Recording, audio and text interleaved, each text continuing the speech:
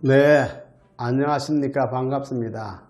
오늘은 수도권 집값의 숨바꼭질, 집값이 당장 내려가지 않는 이유에 대해서 설명해 볼까 합니다.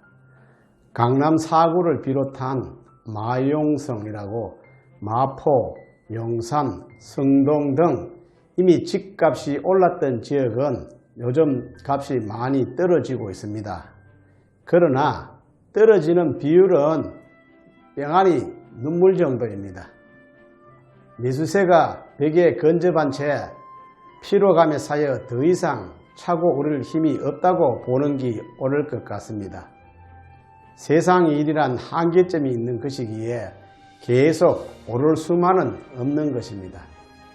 따라서 9억, 10억 선에 있는 주택은 가격이 거의 변동이 없고 15억 이상 고가 주택은 1억에서 2억 정도씩 내려 있어도 매수세가 거의 없는 실정입니다.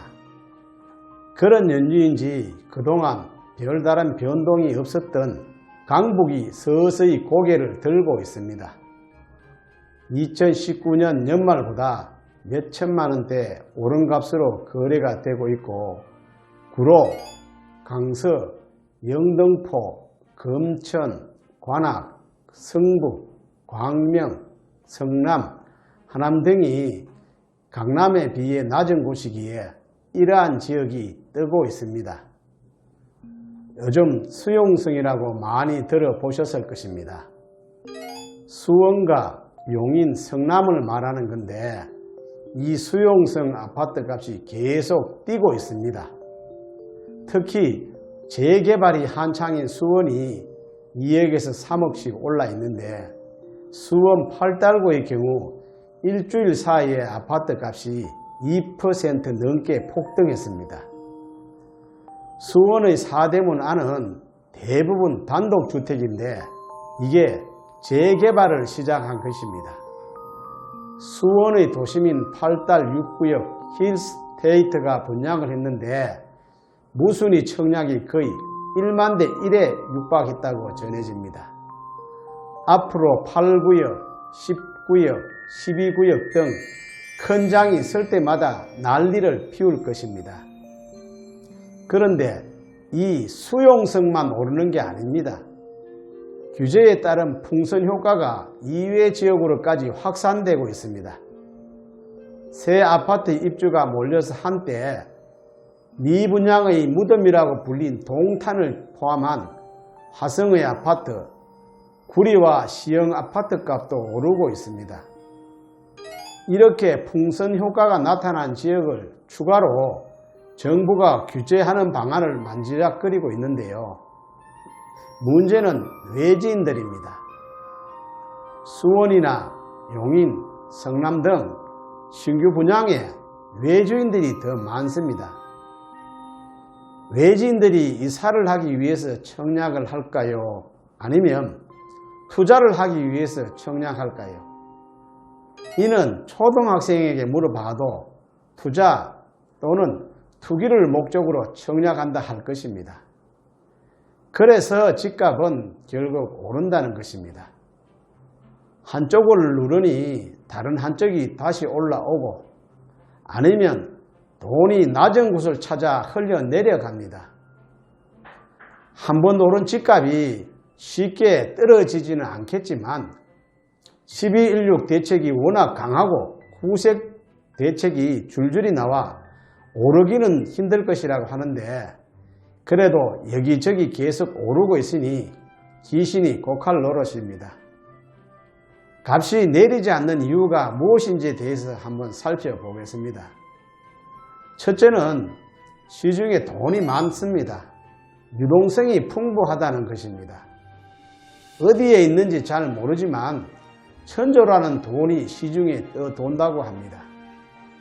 돈이 밀어내기를 하면 부동산 값이 오르게 마련입니다. 그러나 작년 하반기에 이미 오를 만큼 올랐기 때문에 더 이상 오르지는 못할 망정 내리지는 않을 것이라는 뜻이고 돈이 있는 이상 값이 무작정 내릴 수도 없는 일입니다. 큰 경기 침체나 경제 위기가 오게 되면 부동산 값은 당장 영향을 받겠지만 현재 국제 정세나 국내 사정으로 봤을 때 그런 기미는 보이지가 않습니다. 코로나19 영향이 잠시 자동차 생산이나 아파트 분양의 발목을 잡을 수는 있을지라도 한정적이어서 크게 고민할 일도 아닙니다. 둘째로는 부동산 대책의 약발이 계속 수도권의 집값을 누를 힘이 없다는 것입니다. 투기 과열지구 3억 이상, 거외 지역은 6억 이상 주택 구입에는 특별사법 경찰관리가 안행감사를 하겠다고 하지만 그럴 때마다 애꿎은 중개업자만 잡았지 세금 탈루하고 불법 전매하거나 집값 다방하는 사람 찾아냈다는 말은 못 들었습니다. 이번에는 선거를 앞두고 있어 잘 될지는 아리송합니다. 이번 선거에도 특이한 공약은 없을 것으로 생각됩니다. 세 번째로는 서울에서 필요한 주택은 가구수에 비해 턱없이 부족하다는 것입니다. 일반 가구수에 비해 부족한 주택수는 약 15만 7천여 가구입니다. 2020년과 2021년에 최소한 각각 6만에서 7만 가구가 나와야 현상 유지를 할 텐데 입주는 각각 2만 2천 가구쯤 되어 있어 많이 부족한 편입니다. 늘 공급 부족 현상으로 가격이 오른다는 뜻입니다. 네 번째로는 서울과 수도권 주택의 약 30%는 유주택자들 소유입니다. 한국감정원 자료에 의하면 2019년 12월 한 달 동안 서울 아파트 구입은 1만 4,107건인데 그중 무주택자가 구입한 주택은 43.8%이고 주택이 있는 사람이 구입한 내역은 56.2%입니다.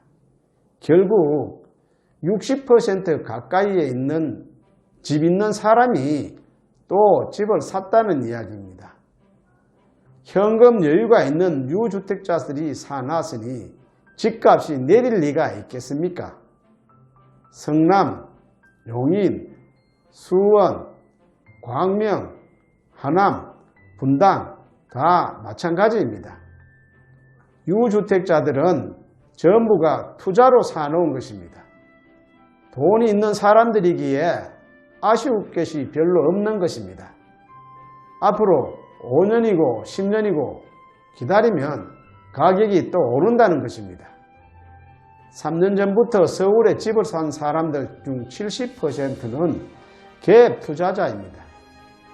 내가 하면 투자요, 남이 하면 투기인가요?